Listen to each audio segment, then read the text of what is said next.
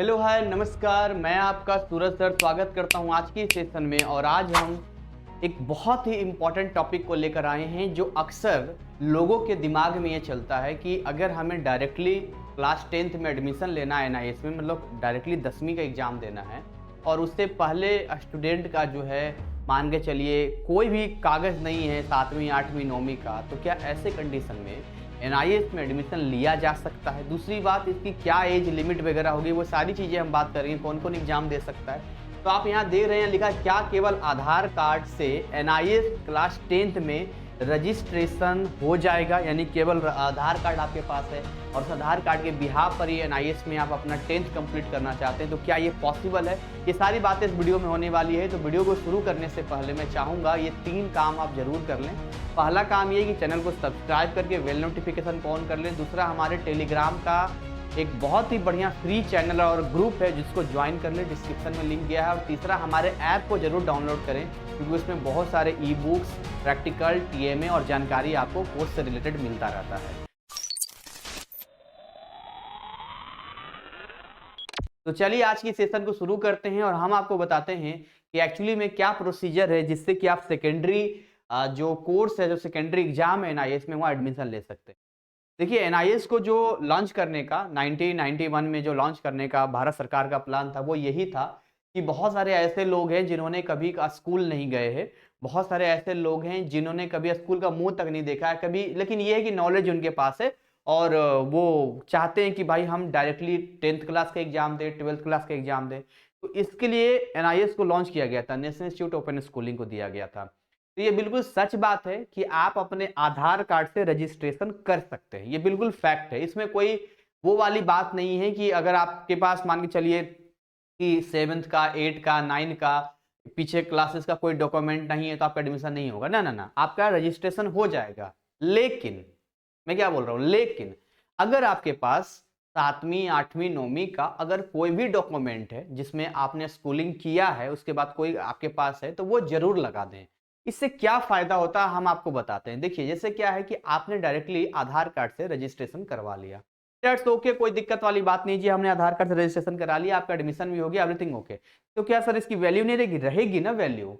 But एक कहीं ना कहीं एक सवाल खड़ा होगा कि अच्छा आप कभी स्कूल ही नहीं गए, इसका मतलब कहीं ना कहीं बाद में जाके रह सकता है ना। वैसे जॉब में कहीं भी कोई भेदभाव नहीं होगा, बट कई जगह पे इंटरव्यू में या कई जगह पे एक बात आ सकती है कि मतलब आप कभी स्कूल गए नहीं। एक बात हो गई ना, डायरेक्टली आपने 10th में दिया है। यहाँ पे अगर आप स्कूल जाते तो कोई तो कागज होता आपके पास में।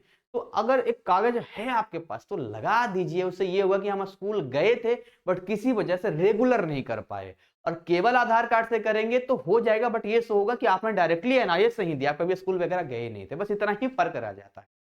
इसके अलावा एडमिशन कैसे होगा, है ना, एडमिशन के लिए क्या क्या चीज रिक्वायर्ड होगा, कितना पैसा लगेगा, ये बातें भी मैं आपको यहाँ क्लियर कर देता हूं क्योंकि बहुत सारे ऐसे लोग आपको मिलेंगे जो आपको मिसगाइड करने की कोशिश करेंगे और आपसे भारी भरकम रकम की डिमांड करेंगे। तो उनसे आपको बचना है।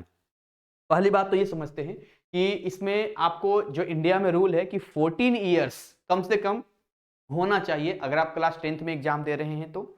और उसके बाद कोई भी एज चल सकता है, 50-60 साल तक भी दे सकता है, कोई भी एज चलेगा।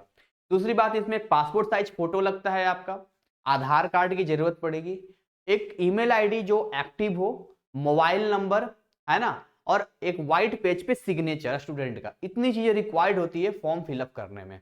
और पैसे की अगर हम बात करें यहाँ पर कि एक्चुअली में कितना चार्ज यहाँ लग सकता है, तो अब डिपेंड करता है नंबर ऑफ सब्जेक्ट्स के ऊपर। अगर मान के चलिए कि आपका 5 सब्जेक्ट आप ले रहे हैं तो अप्रोक्स मान के चलिए 2000 रुपए के आसपास में आपका लगेगा। 2 से 2500 रुपए मान लीजिए, मैं मैक्सिमम बता रहा हूँ, 2 से 2500 रुपए बता लीजिए, मतलब मान लीजिए यहाँ पे। तो अब आपको लगेगा सर हम बिल्कुल नए हैं, हम कहाँ एडमिशन ले सकते हैं, कैसे किया जा सकता है? तो डिस्प्ले पे जो नंबर दिख रहा है 9643480201, ये हमारा व्हाट्सअप नंबर है। इसमें काउंसलिंग का, बातचीत करने का, पूछने का कोई पैसा हम चार्ज नहीं लेते हैं, बल्कि बहुत सारी चीजें फ्री में भी देते हैं आपको। तो आप हमें कांटेक्ट कर सकते हैं, हमारी स्पेशल टीम है जो कि स्पेशल रजिस्ट्रेशन करती है। और इस टाइम पे जो भी आपका एनआईएस में एडमिशन चल रहा होगा, जो सेशन होगा वो आपको अपडेट किया जाएगा। अगर आप उसमें कंफर्म करेंगे तो आपका एडमिशन करवा दिया जाएगा, कोई दिक्कत वाली बात नहीं है। तो ये सारी चीजें थी जो मैंने आपको यहाँ पर क्लियर कर दिया है, सारी चीजें बता दिया है। टीम का चार्ज जो भी होगा 500 रुपया है। और वो वहाँ पर आपको एडवांस में देना पड़ेगा, बाकी जो है आपका एक्चुअल में जो लगेगा वही आपको देना है। मतलब कोई यहाँ लूट खरुआ बाकी चीज़ों का मतलब नहीं बनता है, पैसा बहुत मेहनत से, ठीक है ना? तो हमें इस बात को पता है और किसी का आप फालतू में पैसा ले लेंगे तो वो पैसा रहता भी नहीं है, इसलिए ईमानदारी से कमाया वो पैसा ही रहता है।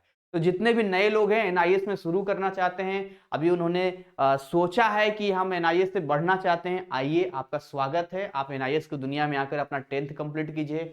एनआईएस से ही हम आपका 12th भी करवा देंगे। इसके बाद अगर आप ग्रेजुएशन, पोस्ट ग्रेजुएशन आगे लाइफ में कुछ भी करना चाहते हैं, तो उसके लिए भी भारत सरकार ने इग्नू बनाया है, इंदिरा गांधी ओपन यूनिवर्सिटी, जिसमें आप घर बैठे ऑनलाइन फॉर्म फिलअप करके अपने ग्रेजुएशन को कंप्लीट कर सकते हैं, मास्टरिंग कर सकते हैं, आगे का जो भी है लाइफ में पीएचडी तक कर सकते हैं, जो भी आप पढ़ाई करना चाहते हैं, हर चीज़ आपका हो जाएगा। तो वो तो खैर बहुत आगे की बात है, फिलहाल अपना 10th क्लियर कर लेते हैं।